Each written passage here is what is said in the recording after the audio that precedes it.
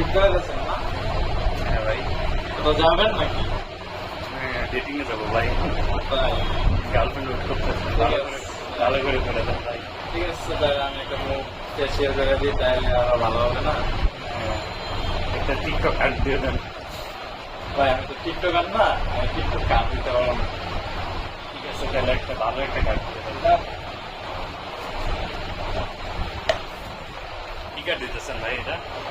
কি লাগে যায় না এটা? চুল ঢুকে গেছে আমার মুখের মধ্যে।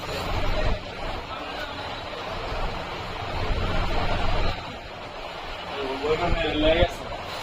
এটা হলো তেজপুরে পাড়ার সোলাইমান ভাইয়ের special salon, special Thai massage চলতেছে।